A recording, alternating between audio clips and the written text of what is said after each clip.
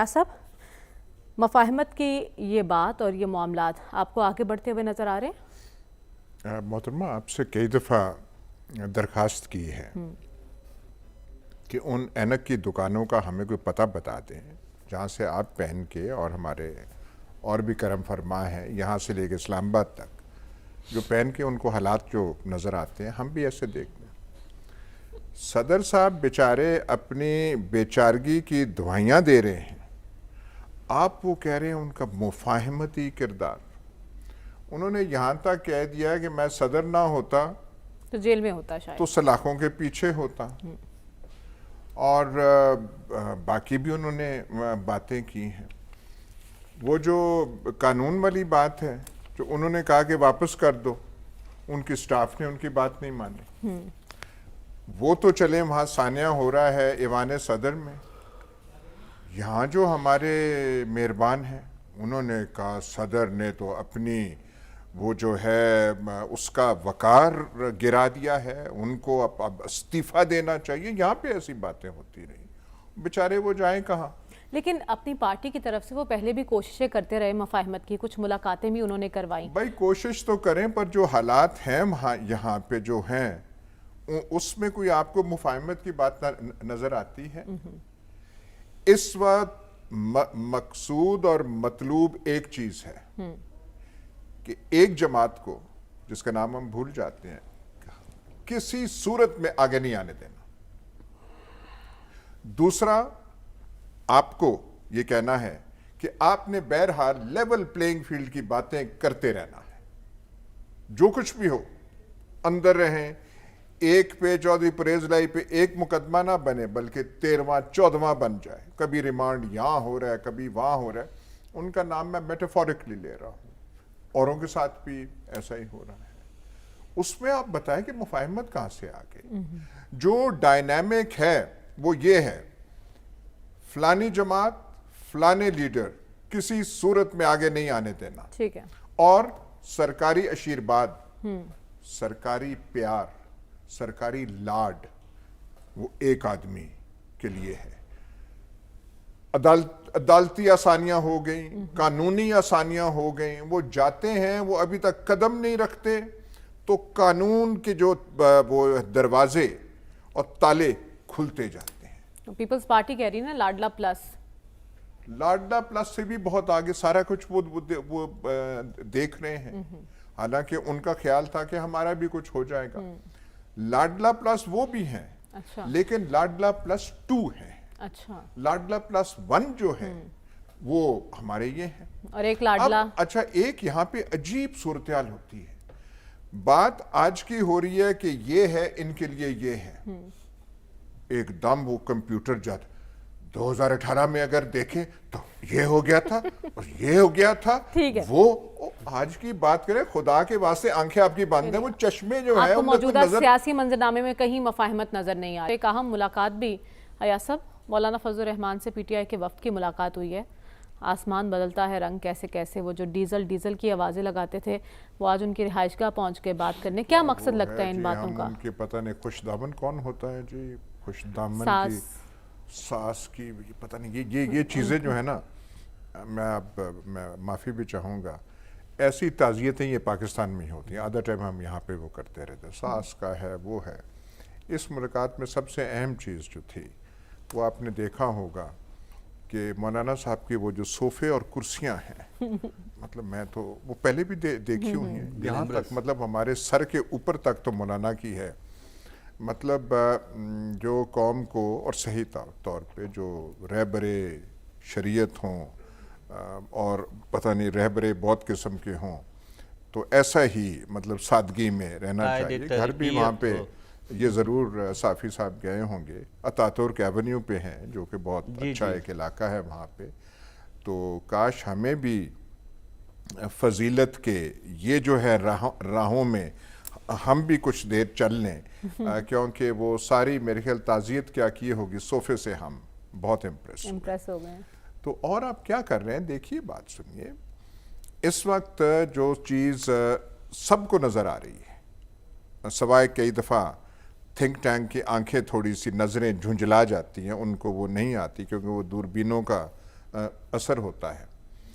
Number 1 agenda जो कौमी है कि दबा के रखना है एक साइड को, दूसरे को दूसरों में ऐसी ऐसी बशारतें नजर आ रही हैं और ऐसे ऐसे उन पे ताज और टोपियां पहनाई जा रही हैं कि नून लीग वाले भी बेचारे शशद हैं, हैरान हैं, लेकिन सरकारी वो जो चीज़ है सारी उनको वो कर रहे हैं। अब ये वो जो कहते हैं ना कि डील के तहत आ रहे हैं, क्या पसे पर्दा बातें हुई, क्या हैं बातें, नहीं है, वो उसका हमें इल्म नहीं है। कह रहे जो 2018 में नाइंसाफियां हुई थी ना हमारे साथ, अब हमारे साथ अब इंसाफ हो रहा है, उनका अजाला हो रहा है। देखिए आप 2018 का जितना भी जिक्र करें, देखिए अलामात वो जो है सख्ती हमारी तारीख में एक दो रहे हैं। हम मुहावरतन कहा करते थे नवाब कालाबाग ऐसे थे, और वाकई बड़े वो सख्त किस्म के एडमिनिस्ट्रेटर थे कि जी उनके सामने कोई चिरी भी पड़ नहीं मार सकती। नंबर 2 पे काफ़ी नीचे वो आए थे मलिक गुलाम मुस्तफ़ा खान के जी बड़े दबंग गवर्नर थे, ये थे वो थे। उनके ज़माने में भी, नवाब कालाबाग के ज़माने में भी ये कुछ ना हो, ये रवायात ना कायम हुई जो हमारे सामने हैं। उनमें डिटेल्स में जाने की जरूरत नहीं है।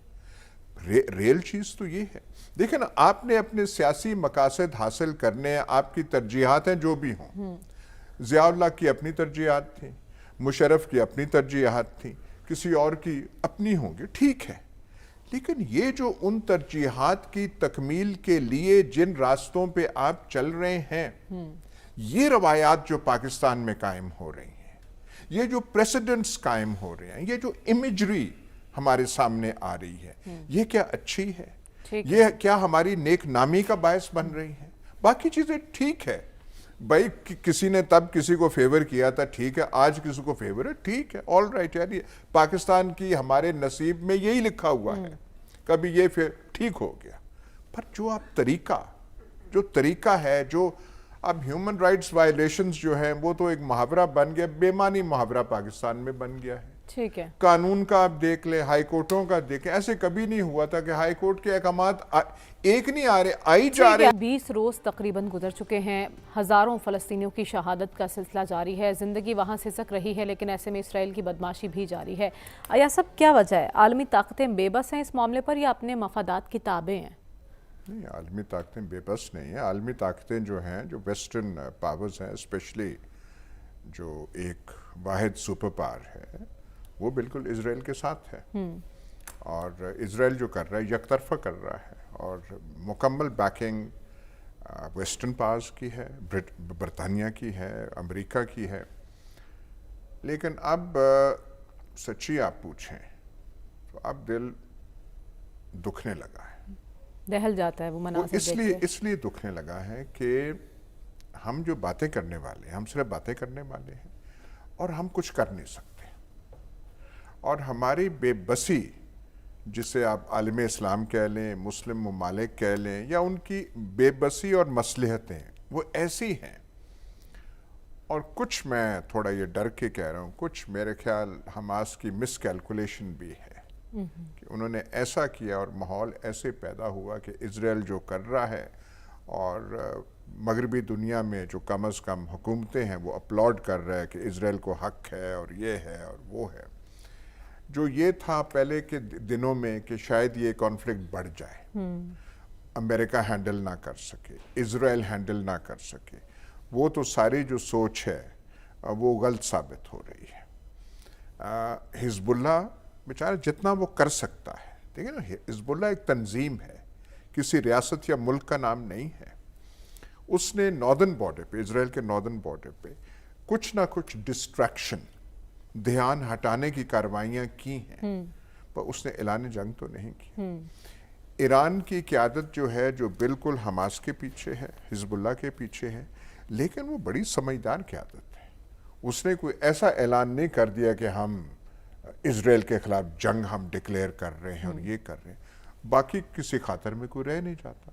अब हमारे लिए कहना जो है बड़ा आसान है कि अरब ममालिक को तेल का हथियार इस्तेमाल करना चाहिए था, यहाँ एम्बार्गो लगाने, ऐसी वो जो है दुनिया चेंज होगी, ये 73 की है नहीं, तो वो किए जा रहा है।